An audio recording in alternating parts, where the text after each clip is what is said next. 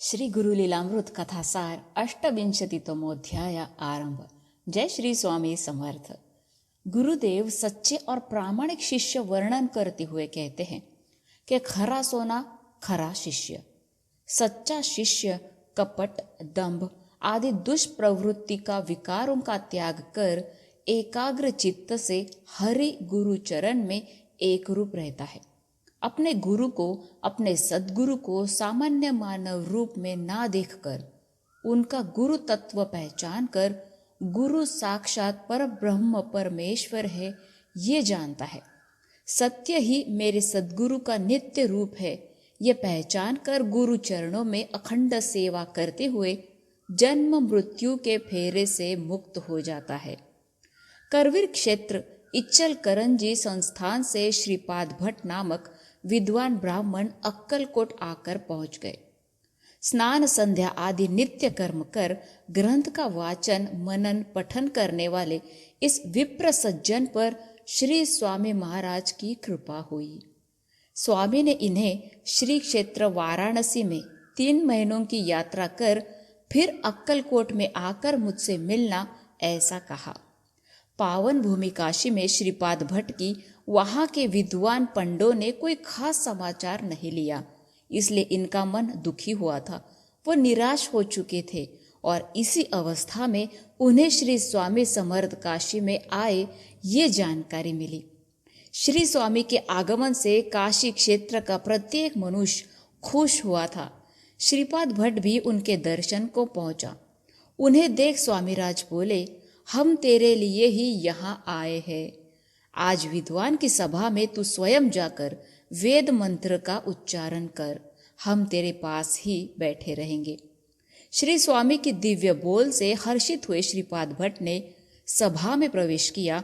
स्पष्ट और बड़ी आवाज में श्रीपाद भट्ट वेद मंत्र उच्चारने लगे। उनकी अमोघ वाणी से संपूर्ण सभा मंत्र मुग्ध हो गई।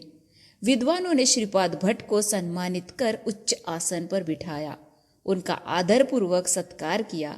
अल्प अवधि में ही स्वकर्तृत्व सिद्ध कर श्रीपाद भट्ट अक्कलकोट लौटे। काशी का वृत्तांत श्रीपाद भट्ट ने अक्कलकोट वासियों को सुनाया। तब सब आनंद विभोर होकर श्री स्वामी की जय जयकार करने लगे। अक्कलकोट के श्री राम मंदिर में श्री स्वामी भक्त बाबा सबनीस नित्य दिन ग्रंथों का पठन करते, किंतु इनका ये सत आचरण गांव के काशीनाथ मसवड़े बाबा फडनीस को मंजूर नहीं था। ये मंडली सदैव सबनीस और स्वामी का मजाक उड़ाते थे। एक दिन इसी मंडली के एक ने सबनीस बाबा का मजाक उड़ाया। उसी समय अचानक एक बड़े सांप ने उसका पैर पकड़ रखा। ये दृश्य देखकर सब जन बहुत डर गए। ये केवल स्वामी निंदा का परिणाम है ये समझते ही सभी मंडली उसे छोड़कर स्वामी के दर्शन को गए। श्री स्वामी ने भी उन्हें कहा, हमारा मजाक उड़ाते हो और फिर हमारे भक्त का भी उस पर हंसते हो। ये देह, ये शरीर क्या दूसरों का मजाक उड़ाने के लिए है? अगर ऐसे ही मजाक उड़ाते रहेगा तो खुद एक दिन मजाक बन रह जाएगा। दूसरों को दुख देने से, पीड़ा देने से आत्मिक स्तर गिर जाता है। तेरा भी यही हुआ है। तेरी आत्मा की शक्ति क्षीण हुई है। जब आत्मिक बल क्षीण हो जाता है तो पतन निश्चित है और ये पतन तुझे नरक और बुरे जीव जंतु का जन्म लेने का कारण हो जाएगा। श्री स्वामी के बोल सुनते ही इन मंडलियों को पश्चाताप हुआ। वो स्वामी से माफी मांगने लगे। स्वामी ने इस तरह से उन्हें सन्मार्ग पर लाया। अक्कलकोट संस्थान के अधिकारी को एक विषैले कीड़े ने डसा। शस्त्र क्रिया कर शरीर से विष तो निकाला गया, किंतु जख्म पूरी पिघल गई थी। लगातार 3 वर्ष दुख वेदना सहन कर ये अधिकारी हैरान हो चुका था। आखिर में उसने सेवकों के माध्यम से स्वामी को ये बात बताई। तब स्वामी ने नीम वृक्ष का लेप कर जख्म पर लगाने को कहा। कुछ ही दिनों में व्याधि संपूर्ण नष्ट हो गई थी और उनका पैर अच्छा हुआ था। इसके पश्चात स्वामी ने मन्या बाबा नामक एक गरीब और गूंगे मनुष्य को भी अपनी कृपा प्रदान की, अर्थात उसका गूंगापन नष्ट कर दिया। असंभव को संभव करने वाले स्वामी को कोट कोट प्रणाम। इति श्री गुरु लीलामृते गुरु शिष्य संवादे ब्रह्मनिष्ठ श्री वामन विरचित 28तमोऽध्याय समाप्त। जय श्री गुरुदेव दत्त स्वामी समर्थ। श्री गुरु लीलामृत कथासार 29तमोऽध्याय आरंभ। जय हो स्वामी की। एक दिन गुरुदेव ने शिष्य से कहा, हे शिष्योत्तमा, श्री स्वामी की कृपाशीर्वाद से अनेक भाविक कृतार्थ हुए। सात्विक जन तो हुए ही, सात्विक जन भक्ति मार्ग में लगे, किंतु सुड़ बुद्धि वाले, वैर बुद्धि वाले, स्वामी से द्वेष करने वाले भी भक्ति मार्ग पर लगे। स्वामी है ही ऐसे। श्री क्षेत्र काशी में बहिरे शास्त्री नामक विद्वान गृहस्थ रहते थे। उन्हें संतान नहीं थी, किंतु श्री काशी विश्वेश्वर की कृपाशीर्वाद से उन्हें एक पुत्र हुआ।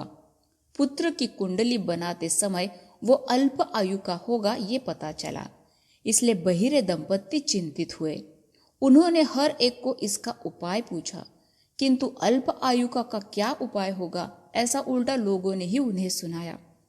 इसी दरम्यान बहिरे दंपत्ति ने काशी के एक सत्पुरुष की भेंट ली। तब उन्होंने सुझाया कि अगर तुम दोनों एक अवतारी सत्पुरुष की सेवा कर लेंगे तो तुम्हारा पुत्र आयुष्मान हो सकता है। बहिरे दंपत्ति ने उन्हीं से ही पूछ लिया कि ऐसा अवतारी कहाँ मिलेगा। तब उन्होंने कहा, अक्कलकोट में श्री स्वामी समर्थ महाराज के विषय में। तब ये दंपत्ति श्री स्वामी समर्थ महाराज की भक्ति भाव से सेवा की और इनका फल उन्हें तत्काल मिला भी। अल्प आयु को आयुष्मान बनाया। कैसी लीला है ये स्वामी की। कोई प्रेम से भक्ति भाव से सेवा करे, भक्ति करे, कुछ खिलाए पिलाए तो ये भक्त वत्सल तत्काल खुश हो जाते हैं। धन्य है स्वामी की। अक्कलकोट के मालोजी राजा के यहाँ नथोबा विदुर नाम का एक गृहस्थ खजिनदार पद पर कार्यभार संभालता था। उसके नम्र स्वभाव का फायदा कुछ उसके शत्रु ने उड़ाया और राजा के खजाने से कुछ पैसे, कुछ राशियां चुरा ली और नाम नथोबा पर आया। नथोबा ने स्वामी को पुकारा। तब स्वामी की अजब लीला प्रारंभ हुई। स्वामी ने मालोजी राजा को फिर से खजाने का हिसाब किताब देखने को कहा। स्वामी आज्ञानुसार मालोजी राजे ने खजाने का हिसाब किताब पुनः देखा। तब पैसों की या कोई अन्य कमी नहीं दिखी। जितनी राशियां या धन राज खजाने में जमा था उतना ही ज्यों का त्यों था। नथोबा की सच्चाई सामने आई। नथोबा की सच्चाई सामने आई। तब स्वामी भक्त मालोजी राजा ने नथोबा को फंसाने वाले लोगों को ही शासित किया। पैठन के शंकर राव विदुर नथोबा के सुपुत्र हैं। पिता के जैसे ही शंकर राव की भी स्वामी भक्ति प्रसिद्ध थी। शंकर राव श्री दत्त जयंती का उत्सव करते। 1798 के दुष्काल में अन्नधान की काफी कमी हुई थी। ऐसी परिस्थिति में उत्सव कैसे करे ये चिंता शंकर राव को सताती थी। शंकर राव ने ये समस्या स्वामी को बताई। तब स्वामी ने आश्वासन दिया कि चिंता मत कर, हर वर्ष के जैसे अनेक मंडली पेट भर भोजन पाएंगे। और स्वामी कथन सत्य हुआ। उस वर्ष हजारों भक्तगण श्री दत्त जयंती के निमित्त भोजन महाप्रसाद पेट भर खाने लगे थे। इस उत्सव के लिए स्वामी कृपा से कुछ भी कमी नहीं हुई। बीड़पतन में नारायण दास नाम का गुजराती ब्राह्मण था।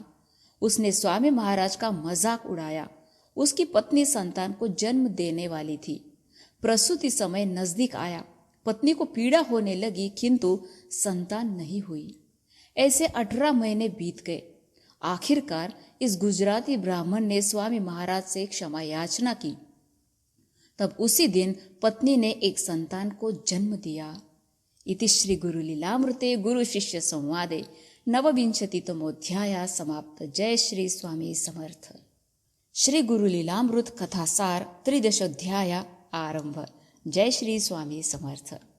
एक दिन हैदराबाद के निजाम सरकार के श्रीमंत शंकर राव रायराजे अपने परिवार समेत श्री क्षेत्र काशी गए। गंगा स्नान कर जब वो श्री विश्वेश्वर के दर्शन को जब गए, तब मंदिर में शिवलिंग की जगह एक तेजस्वी सन्यासी बैठा हुआ उन्हें नजर आया। वो देखकर शंकरराव को बड़ा आश्चर्य हुआ। उन्होंने वहीं पर उपस्थित एक ब्राह्मण को ये चमत्कार बताया कि मुझे तो विश्वेश्वर शिवलिंग नजर नहीं आता, ये कैसे? तब ब्राह्मण ने कहा, आपका कोई कुल धर्म या कोई मन्नत अपूरी रही है क्या? अगर है तो इसी शुभ प्रसंग में उसका स्मरण करे। तब शंकर राव ने कहा, यहाँ पर आने से पूर्व एक दिन पहले अक्कलकोट स्वामी की महिमा सुन उनके दर्शन को जाने की सोची थी। इस विश्वेश्वर के सामने उस संकल्प की याद आई, ये बहुत अच्छा हुआ।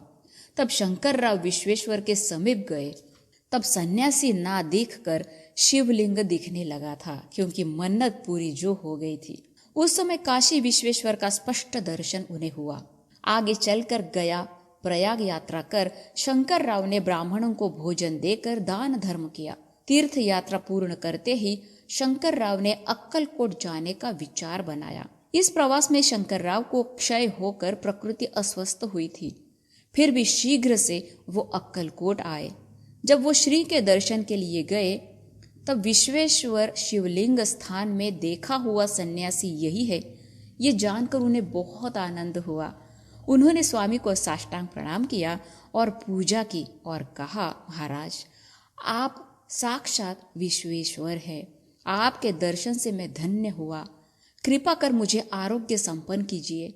इस व्याधि से मैं हैरान हुआ हूँ। आपकी कृपा से अच्छा बनूंगा तब आपके लिए मठ बनवाऊंगा। तब स्वामी ने कहा, चिंता मत कर, तेरा आरोग्य सुधरेगा। फिर स्वामी संकेतानुसार चोलप्पा ने तीर्थ प्रसाद शंकर राव के मुख में डाला। तब से शंकर राव की व्याधि कम होती चली गई। कुछ ही दिनों में वो अच्छे और स्वस्थ हुए। फिर हैदराबाद से अक्कलकोट आए। स्वामी सूचना अनुसार श्री राम मंदिर नजदीक एक सुंदर मठ स्थापित किया। स्वामी की दिव्य पादुकाएं स्थापित की। फिर हैदराबाद लौट गए। अक्कलकोट में रामाचार्य जमखेंडीकर नाम के एक सद्गृहस्थ थे। उनके घर रामदास नाम के एक साधु कुछ दिन ठहरे थे। वो गुरु भक्ति परायण, योगाभ्यासी और वैरागी थे। वो अति सुंदर भजन गाते थे, इसलिए स्वामी ने उनका नाम कबीर रखा।